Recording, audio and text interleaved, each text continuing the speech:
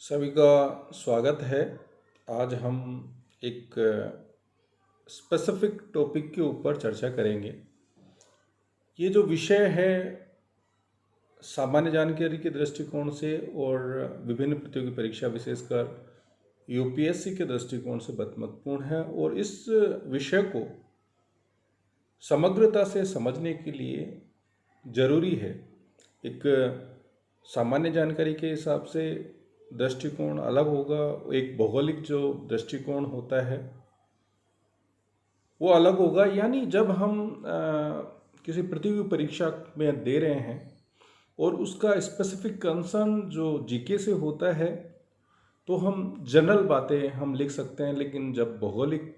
Point of view से, geography के दृष्टिकोण से जब हमको उत्तर लिखना होता है तो उसके जो ऐतिहासिक जो पहलू हैं, जो कॉन्सेप्चुअल लेवल की जब हम बात करते हैं, पूर्व के वीडियो के अंदर हमने हिंद महासागर की जो भू राजनीति है उसके ऊपर चर्चा की थी और उसको एक्सप्लेन करने के लिए जो विचारधाराएं संसाधनों के दोहन से संबंधित थी, जो विचारधाराएं समय समय पर जो विभिन्न विद्वानों के द्वारा दी गई या एक भौगोलिक विकास की अवस्थाओं में संसाधनों का जो इम्पोर्टेंस था, महत्व किस तरह से बढ़ा और उस संसाधनों के दोहन के द्वारा एक विश्व शक्ति के रूप में किस तरह से स्थापित किया जा सकता है, उन पहलुओं को भी शामिल किया जाएगा। जब हम जलवायु परिवर्तन की बात करते हैं तो हमारे मस्तिष्क में ये जो जलवायु जो परिवर्तन है वो कब होगा, कैसे होगा,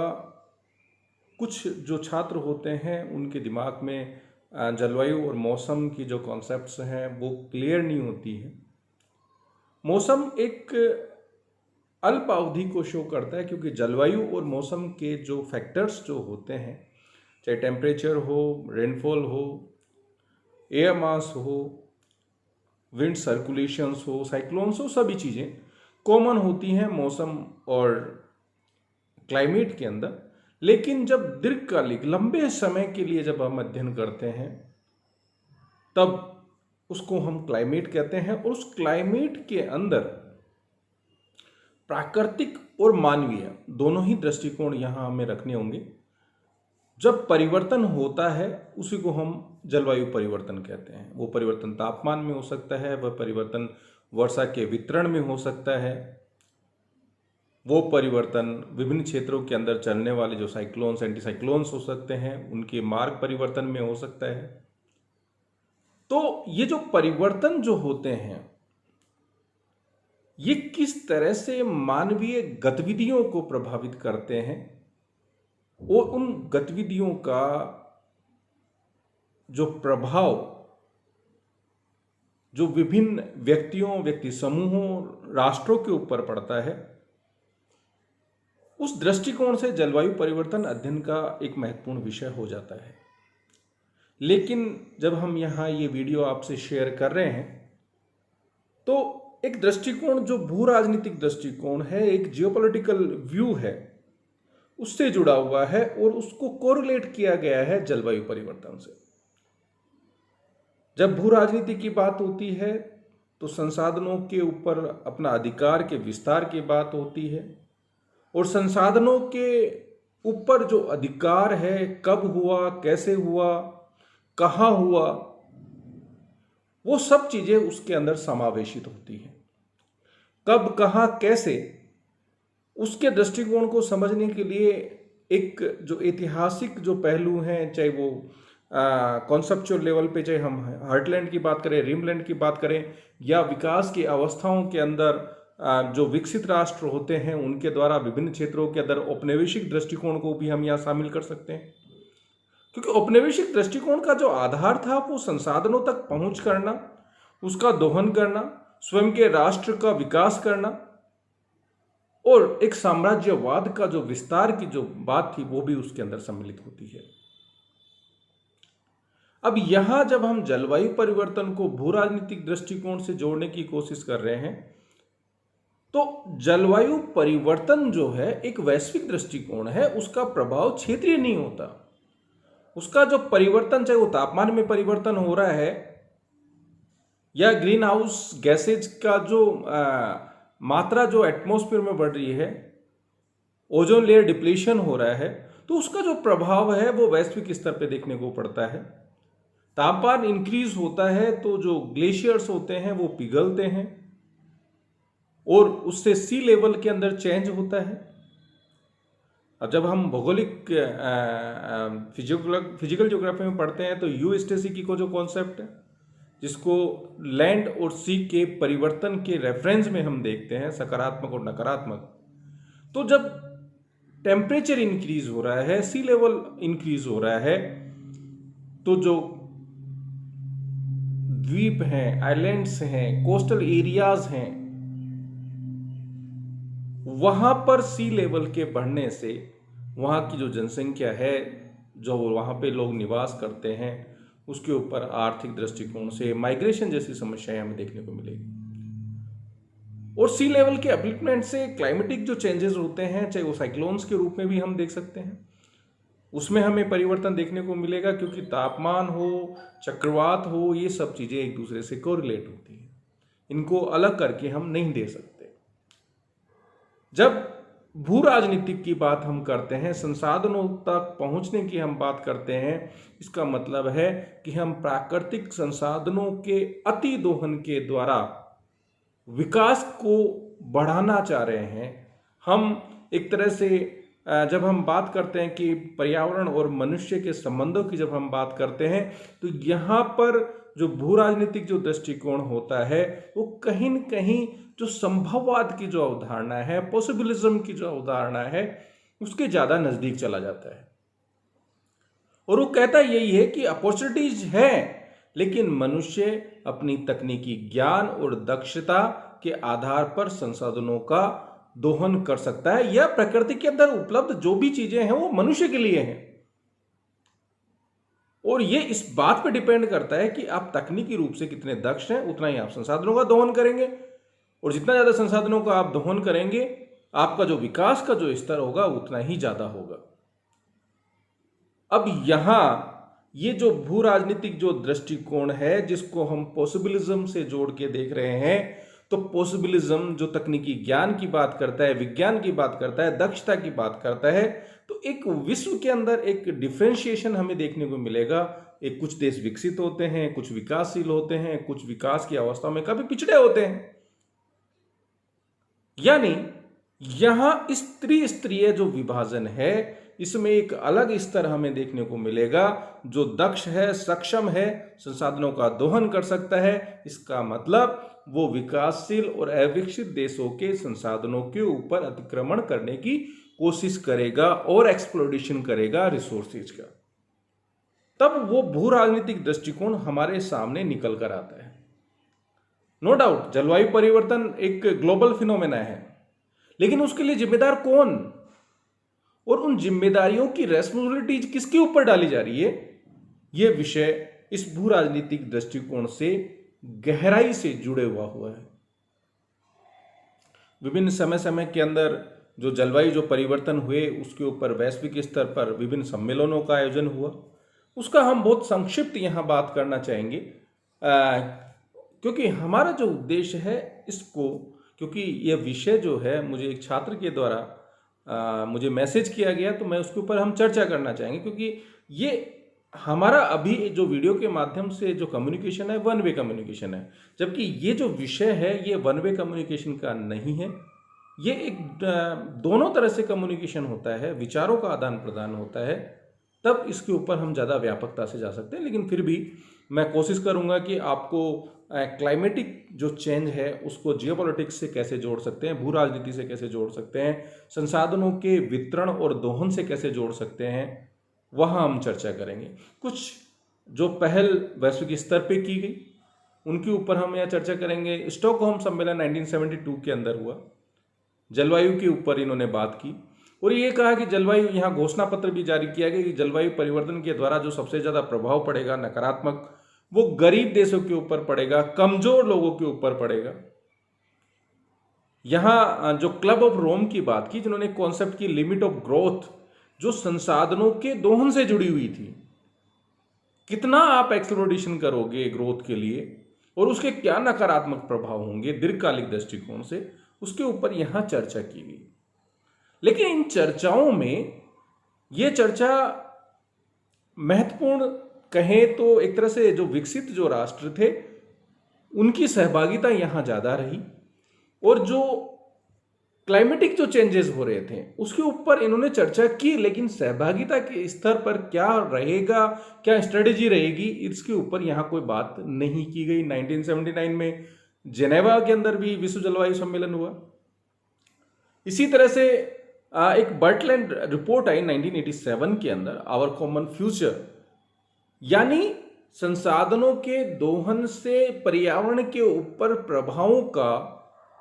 आने वाले समय में क्या प्रभाव रहेगा,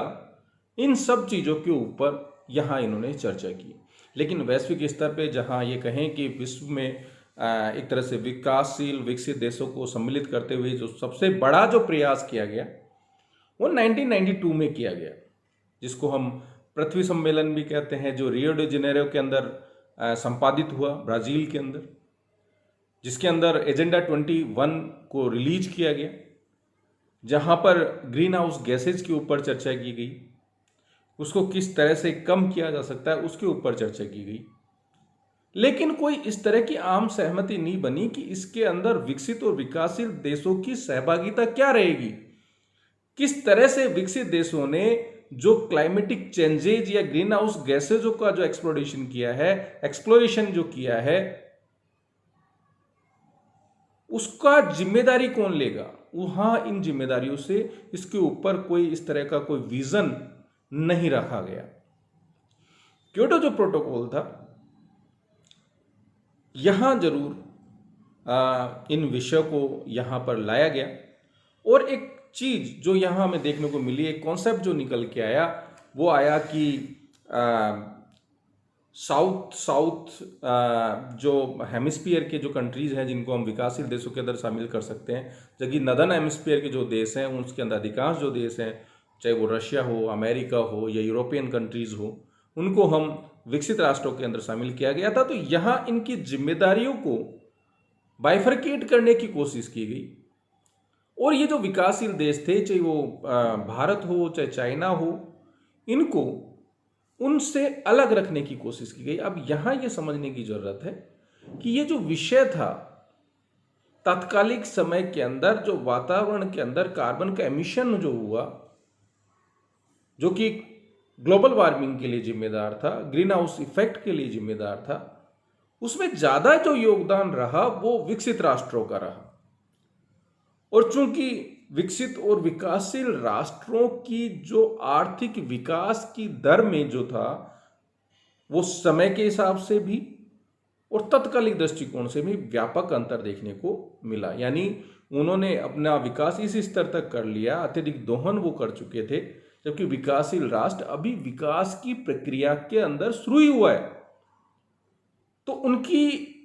कार्बन एमिशन के अंदर जो योगदान था वो नगण्य था, नाम मात्र का था। तो किस तरह से उनको अकाउंटेबल करा जाए, इसलिए यहां थोड़ा सा बाइफर्केशन हमें देखने को मिला तात्कालिक स्थितियों के अंदर, और यहां विकसित और जो विकासशील जो देश थे उनको थोड़ा सा एक अंतर हमें देखने को मिला, और यहाँ जो विकसित जो राष्ट्र थे उनको जो कि ग्रीन हाउस गैसेज के उत्सर्जन में जिनका सबसे ज़्यादा कंट्रीब्यूशन था, उनके ऊपर कुछ बाध्यकारी जो लक्ष्य जो थे वो निर्धारित किए गए। ये अलग चीज है कि इन्होंने इस चीज को स्वीकार किया, लेकिन उन विकसित राष्ट्रों के द्वारा उन चीजों को कितना स्वीकार किया, कितना उन लक्ष्यों के प्रति वो सकारात्मक रहे, वो एक अलग विषय है। लेकिन भू राजनीतिक दृष्टिकोण से वो महत्वपूर्ण है, क्योंकि यहां कोशिश जरूर की गई विकासशील और विकसित राष्ट्रों को एक जो उनके आर्थिक स्तर में, तकनीकी स्तर पे, वैज्ञानिक दृष्टिकोण में जो अंतर था उसको स्वीकार किया गया। और यहां 1997 क्योटो प्रोटोकॉल के अंदर विकासशील देशों जिनका प्रति व्यक्ति जो उत्सर्जन था, कार्बन जो उत्सर्जन था वो बहुत कम था, तो उनको इसमें जो एमिशन के ऊपर जो लक्ष्य या टारगेट निर्धारित किए गए थे वो विकसित देशों के लिए किए गए, विकासशील देशों के लिए नहीं किए गए। ये जो विषय था कंट्रोवर्शियल भी था, अमेरिका जैसे देश इसके विरोधी भी थे, और वो इसको बाध्यकारी इन विकासशील राष्ट्रों के ऊपर भी करना चाह रहे थे, लेकिन विकासशील जो राष्ट्र थे उन्होंने इसको अस्वीकार कर दिया, क्योंकि वो विकास या विज्ञान के विकास या औद्योगिक विकास में काफ़ी पिछड़े हुए थे, और उस विकास के लिए उनको ऊर्जा संसाधनों की आवश्यकता थी, अत्यधिक क्षेत्र की आवश्यकता थी। तो अगर इन बाध्यकारी प्रभावों को उनके ऊपर लागू कर दिया जाएगा तो विकास के स्तर में काफ़ी पिछड़ जाएंगे। तो इन्होंने यहाँ विकासशील जो देशों ने अपना पक्ष मजबूती से रखा, और इसके जो इम्प्लीमेंटेशन की बात, जो विकासशील देशों के ऊपर लागू करने की बात, जो विशेषकर अमेरिका जैसे देश करना चाह रहे थे, उसको इन्होंने यहाँ पर नकार दिया। अब यहाँ भारत ने जो क्योटो प्रोटोकॉल के ऊपर जो साइन थे वो बाद में किए, 2002 में इन्होंने हस्ताक्षर किए, लेकिन जून 2015 के अंदर एक ग्रुप 8 कंट्रीज की बैठक हुई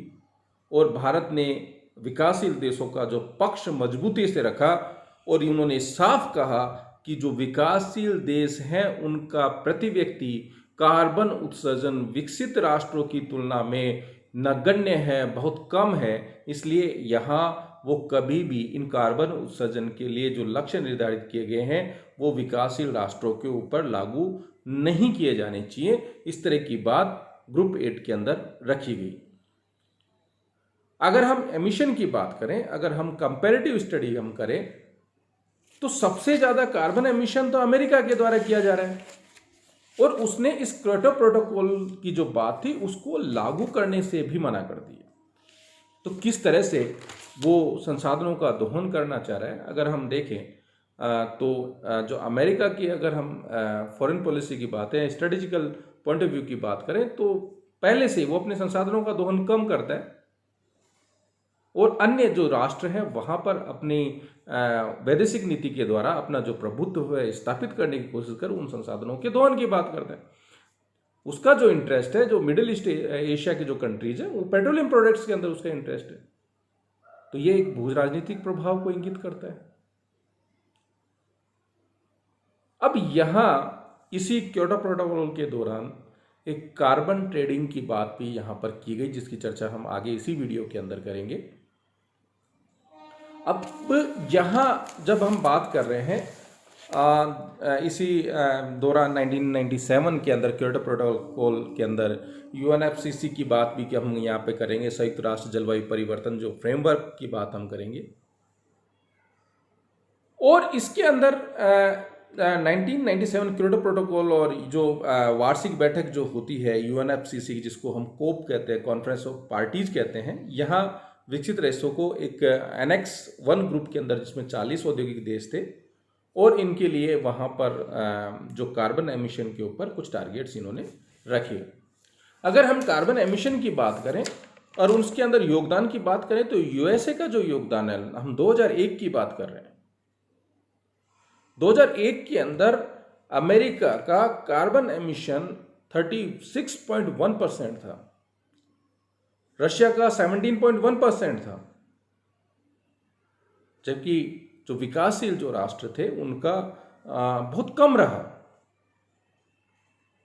अब यहाँ इसी समय जब क्योटो प्रोटोकॉल के अंदर कुछ इस तरह के समझौते विकसित देशों के द्वारा इस तरह के प्रयास किए गए कि किस तरह से वो कार्बन एमिशन से बच सके और अपने विकास की अवस्थाओं को निरंतर बना सके विकसित राष्ट्र जो थे, तो उन्होंने प्रोटोटाइप कार्बन फंड की बात करी, इन्होंने क्लीन डेवलपमेंट मैकेनिज्म की बात करी, जिसमें कार्बन ट्रेड की बात की। तो कार्बन जो ट्रेड है एक ऐसा लुभावना अव्यवहारिक जो बात मैं मेरी तरह से कह सकता हूं कि वो अपने एमिशन को कम ना करके उतना इन्वेस्टमेंट वो जो विभिन्न जो अविकसित या विकासशील राष्ट्रों में कर सके उसको वो गेन कर सकते हैं, चाहे वो प्लांट्स का डेवलपमेंट करें या ग्रीन टेक्नोलॉजी का ट्रांसफर करें। लेकिन जो विकासशील जो राष्ट्र हैं, जो अपने विकास को अभी संचालित जिन्होंने शुरू ही किया है, तो जब वो अपना इंडस्ट्रियलाइजेशन करेंगे तो उनको अधिक क्षेत्र विस्तार की जरूरत ही पड़ेगी। उस प्रक्रिया के अंदर वहां डिफोरेस्टेशन भी हो सकता है, तो ये कार्बन ट्रेडिंग नो डाउट कि कुछ जो अविकसित देश हैं उनके लिए एक आय का स्रोत हो सकता है, लेकिन दीर्घकालिक दृष्टिकोण से कहीं न कहीं विकासशील और अविकसित देशों के विकास की अवस्थाओं को बाधित करने का एक प्रयास था। ये एक भू राजनीतिक दृष्टिकोण था कि अपने विकास को निरंतरता रखते हुए किस तरह से एक असंतुलित, असमान नीति विकसित और विकासशील देशों के मध्य के अंदर लागू की जा सके। 2015 में पेरिस समझौते के ऊपर हम चर्चा करना चाहेंगे। यहाँ पर भी ये जो कार्बन एमिशन थी इसके ऊपर बात की, और विकसित और विकासशील देशों के मध्य सहयोग के द्वारा किस तरह से हम जलवायु परिवर्तन को नियंत्रित कर सकते हैं, इसके ऊपर चर्चा की गई। और इसमें यह कहा गया कि जो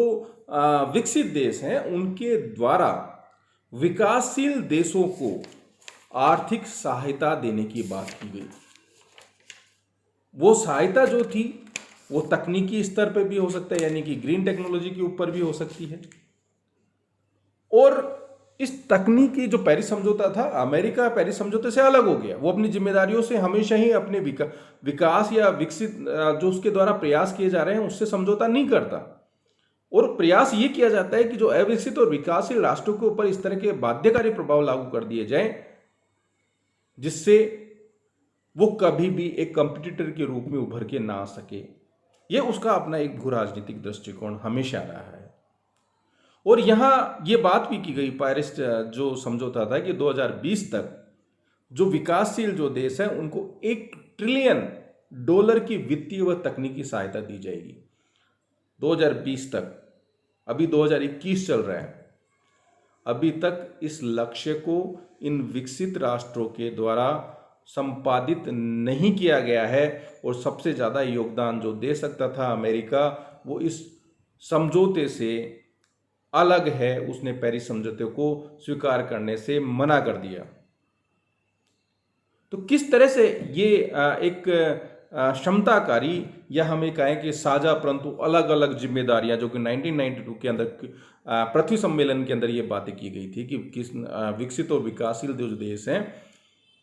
कुछ कॉमन रेस्पॉन्सिबिलिटीज हो लेकिन अलग अलग हो, ये उनके विकास तकनीक ज्ञान के स्तर के आधार पे हो। ये आइडियल रूप से तो स्वीकार की गई, लेकिन व्यवहारिक रूप से इनको स्वीकार नहीं किया गया। हाँ, लेकिन भारत के द्वारा अपने स्तर पर इस तरह के प्रयास किए भी गए कि किस तरह से वो जो डेवलपमेंट के साथ साथ जो ग्लोबल वार्मिंग जो हो रही है उसको अपने नियंत्रित किया जा सके। इस तरह के प्रयास किए गए भारत के द्वारा भी। भारत ने national action plan for climate change 2018 में बनाया गया, जिसके अंदर 8 टारगेट, चाहे वो सौर मिशन के रूप में हो, ऊर्जा एफिशिएंसी के रूप में हो, वाटर मिशन के रूप में हो सकता है, ग्रीन डेवलपमेंट सस्टेनेबल डेवलपमेंट जो है वो एग्रीकल्चर में हो सकता है, उसके ऊपर इन्होंने बात की। State action plan on climate change को यहाँ स्वीकार किया गया। हमने कुछ टारगेट्स भी रखे कि किस तरह से हम कार्बन एमिशन को घटाएंगे, क्योंकि कुछ इस भू राजनीतिक पहल में विकासशील जो देश है उसकी सहभागिता भी सुनिश्चित होनी चाहिए, लेकिन ये एक विभेदनकारी दृष्टिकोण हमें रखना पड़ेगा, जो कि 1992 के अंदर पृथ्वी संमेलन के अंदर जो बात रखी गई थी कि कॉमन रेस्पॉन्सिबिलिटीज होगी, लेकिन वो जिम्मेदारियां अलग अलग विकसित और विकासशील राष्ट्रों के ऊपर डाली जाएगी। लेकिन अब वर्तमान की हम बात करें, विकासशील राष्ट्रों की बात करें, तो चीन जो है अब जिसकी स्थिति आज एक तरह से विकसित राष्ट्रों के समक्ष वो अपनी स्थिति रखता है वर्तमान में। और कार्बन एमिशन की हम बात करें तो उसका कार्बन एमिशन बहुत तेजी से बढ़ा है। और यहां इस भू राजनीतिक दृष्टिकोण में एक अलग तरह के पॉलिटिकल जो स्टडीज हैं वो डेवलप हुई हैं। जब हम इंडियन ओशन की जियोपॉलिटिक्स की बात करते हैं, वैसी जियोपॉलिटिक्स की जो कॉन्सेप्ट है पैसिफिक ओशन में होता है, उसको हम इंडो पैसिफिक स्ट्रेटेजिक्स भी कहते हैं, जिसमें चीन और जो अमेरिका है उसमें एक कंट्रोवर्सी हमें देखने को मिलती है। वो जो कंट्रोवर्सी है बेसिकली संसाधनों के दोहन के कारण है, और उस दोहन के लिए ये कहना कि अब जो चीन है उन जिम्मेदारियों से बच सकता है, ऐसा संभव नहीं है। ये चीज भारत के ऊपर भी लागू होती है, लेकिन इस जिम्मेदारियों को उस विकास के स्तर के आधार पर लागू करना बहुत जरूरी है। अगर वर्तमान में भारत की अगर मैं बात करूं तो भारत का 2000 के अंदर जो प्रति व्यक्ति जो कार्बन उत्सर्जन जो था वो 0.9 टन था। 0.9 टन प्रति व्यक्ति उत्सर्जन की बात कर रहे हैं हम, जबकि वैश्विक कार्बन प्रति व्यक्ति जो उत्सर्जन था 2000 के अंदर 3.8 टन था। आप अंदाजा लगाइए कि विश्व के औसत से भी भारत का प्रति व्यक्ति उत्सर्जन कहाँ, वैश्विक प्रति व्यक्ति उत्सर्जन 3.8 था और भारत का 0.9 था। और भारत जिस तरह से अपनी डेवलपमेंट कर रहा है, वो ग्रीन टेक्नोलॉजी को भी अडॉप्ट कर रहा है, तो 2030 तक भी उसका 1.6 टन ही कार्बन एमिशन प्रति व्यक्ति रहेगा। तो जिम्मेदारी ये है कि जो वर्तमान के अंदर जिनका सर्वाधिक कार्बन एमिशन है और जो इस कार्बन एमिशन को भले ही कार्बन ट्रेड के माध्यम से कंपनसेट करना चाहते हैं, वो एक भू राजनीति का दृष्टिकोण है जो जलवायु परिवर्तन के ऊपर डिपेंडेंट है। वो अपने विकसित देश अपने विकास की ग्रोथ को ना रोककर उस तरह का छोटा माइनर इन्वेस्टमेंट अगर करके इस क्लाइमेटिक चेंज के लिए जो उनकी रेस्पॉन्सिबिलिटीज हैं उसने बचने का जो प्रयास कर रहे हैं, ये एक वैश्विक जलवायु परिवर्तन नियंत्रण के दृष्टिकोण से सही नहीं माना जा सकता। कुल मिलाकर जो जलवायु परिवर्तन और अंतर्राष्ट्रीय सम्मेलन, ये कुछ हमने आईपीसीसी की बात की जिसका गठन 1988 के अंदर जो है UNEP, United Nation Environmental Programme और वर्ल्ड मेट्रोलॉजिकल ऑर्गेनाइजेशन के द्वारा किया गया। यूएनएफसीसी की बात हमने की जिसकी वार्षिक बैठक को कोप कॉन्फ्रेंस ऑफ पार्टीज कहते हैं। और क्योटो प्रोटोकॉल विकसित देशों का एक समूह बनाया गया जिसे एनेक्स 1 कहा गया, जिनके ऊपर कार्बन के कुछ लक्ष्य निर्धारित किए गए। जो विकासशील देश थे उनको इससे बाहर रखा गया। कार्बन ट्रेड की कॉन्सेप्ट यहाँ से निकल के आई। तो यहाँ ये जो जियोपॉलिटिक्स की बात है, तो यहाँ हमें समझना पड़ेगा कि क्लाइमेटिक चेंज को किस तरह से भू राजनीति से जोड़ा गया है, किस तरह से संसाधनों के दोहन के स्तर को, जो एक व्यापक जो अंतर हमें विकसित और विकासशील देखने को अंतर मिलता है, यहाँ ये कोशिश की गई है इस भू राजनीतिक दृष्टिकोण में कि वो जो विकसित राष्ट्र हैं वो संसाधनों के अपने स्तर को कम ना करना चाहते हैं, जबकि उतनी जिन जलवायु परिवर्तन के लिए जो जिम्मेदारियां विकसित राष्ट्रों की थी उससे वो बचना चाहते हैं। और उस जिम्मेदारी के अंदर जो विकासशील जो राष्ट्र हैं, जो अविकसित जो राष्ट्र हैं, जो विकास की अवस्था में बहुत पीछे हैं, उनके ऊपर भी उन जिम्मेदारियों को डालने का प्रयास किया जा रहा है। अगर उन जिम्मेदारियों को डाल दिया जाएगा तो ये अविकसित या विकासशील जो राष्ट्र है विकास की अवस्थाओं में कभी आगे आ ही नहीं पाएंगे। तो ये एक भू राजनीतिक दृष्टिकोण है और ये इसमें कोई बड़ा चेंज नहीं है जिसको हम जियोपॉलिटिक्स की बात, हम चाहे वो कैजलन की बात करें, कार्ल हासोफर की बात करें, रिमलैंड की बात करें, हर्टलैंड की बात करें, ये सेम ठीक वैसी चीजें हैं कि स्वयं के संसाधनों का दोहन ना करके दूसरे संसाधनों का दोहन करें, विकास की अवस्थाओं को अपनी पैरेलल रखें, जैसा कि विकसित राष्ट्रों की जो स्ट्रेटेजी रहती है। तो यहाँ आज का जो विषय जो एक छात्र ने निवेदन किया था, तो हम कुछ फैक्ट्स को हम यहाँ अभी रख नहीं पाए, लेकिन कॉन्सेप्चुअल लेवल पे मेरे को लगता है कि आपको समझ में आया होगा कि वास्तव में क्लाइमेट चेंज और जो भू राजनीति है किस तरह से हमें एक विकसित और विकासशील राष्ट्रों के जो संसाधनों के दोहन की प्रवृत्ति है, विकास की अवस्थाओं में जो अंतर है, उसको पाटने के लिए कोई सकारात्मक प्रयास न करने की जो नीति है उसको इंगित करती है। और भले ही विभिन्न तरह के स्कोप पार्टीज हमेशा होती हैं, कॉन्फ्रेंस ऑफ पार्टी जो यूएनएफसीसी के तत्वाधान में होती है, चाहे वो नगोया प्रोटोकॉल हो, चाहे आईची के टारगेट्स हों, लेकिन इनको व्यवहारिक धरातल पर लागू करने में विकसित राष्ट्र हमेशा पीछे रहे हैं। वो कोई कॉम्प्रोमाइज अपने डेवलपमेंट के साथ नहीं करना चाहते और यही उनकी जो भू राजनीतिक जो दृष्टिकोण है वो हमेशा रहा है। अमेरिका जैसे राष्ट्रों का जो जो पश्चिम जो एशिया जो ऑयल प्रोड्यूसिंग जो कंट्रीज है उसका जो इंटरेस्ट है वो इसी पे निर्भर करता है। ये भू राजनीति का और जलवायु परिवर्तन का बेस्ट एग्जाम्पल है। तो हमें इस चीज को समझना पड़ेगा और इसके लिए आपको एक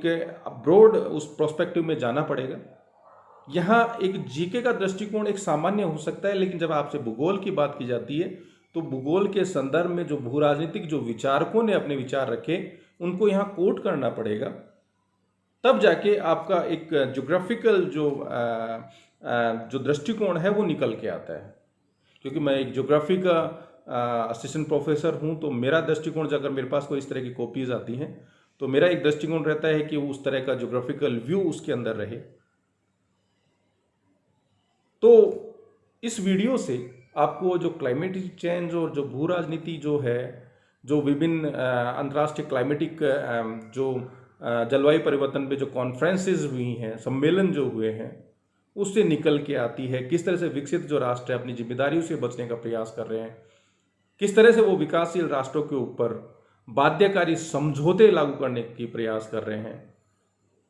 जो कॉमन रेस्पॉन्सिबिलिटीज की बात करके वो इनके ऊपर जिनका 100% ये नहीं कहें कि 90% जो रेस्पॉन्सिबिलिटीज डेवलप्ड कंट्रीज की रही थी वो डेवलपिंग कंट्रीज के ऊपर भी उसको डालने का प्रयास कर रहे हैं। तो ये